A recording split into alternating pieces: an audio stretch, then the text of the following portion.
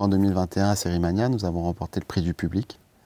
Donc ça a été un grand moment de fête pour nous et puis pour tous les gens qui ont pris part à cette aventure.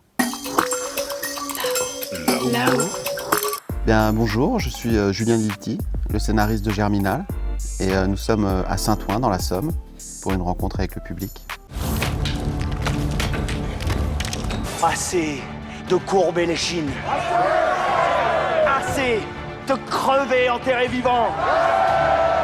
En complément de l'événement Sérimania qui a lieu chaque année, Sérimania développe aussi toute une action vis-à-vis des publics, notamment des publics scolaires, pour faire découvrir des programmes, des séries en région. Et c'est l'occasion aussi de montrer Germinal dans des salles de cinéma, mais aussi, surtout dans le cadre de Germinal, de parler de ce début du mouvement social à la fin du 19e siècle et comment les travailleurs se sont battus pour obtenir des droits. Quand on a effectivement un public de lycéens et qu'on voit un petit peu les sensibilités, les consciences politiques s'aiguiser, s'éveiller notamment grâce à la fiction, pas uniquement évidemment, et ben on a l'impression d'avoir fait son job, alors c'est très agréable.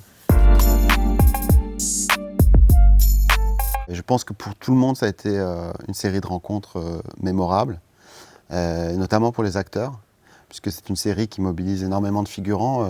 Je pense qu'ils ont vraiment pu connecter avec cette puissance collective. Et ça, c'est pas propre au Nord, mais en tout cas, c'est un trait marquant du Nord de la France. Oui. C'est un festival populaire, il y a vraiment une rencontre avec le public. Et en même temps, sur le plan professionnel, c'est passionnant parce qu'on rencontre des artisans de séries du monde entier. Et on peut parler comme ça de notre travail avec des gens qui ont tout à fait une autre culture de la fiction.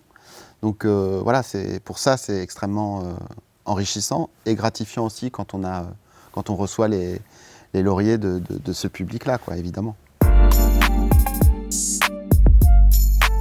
Un de nos acteurs principaux, Louis Pérez, qui joue Étienne Lantier, présente sa nouvelle série qui s'appelle Sentinelle.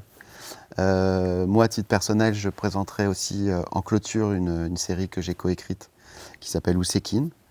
Mais bon, ça c'est pour le plan perso. En fait, il va y avoir des dizaines et des dizaines de séries, toutes plus passionnantes les unes que les autres. Et je vous invite à venir les découvrir à Lille du 18 au 25 mars.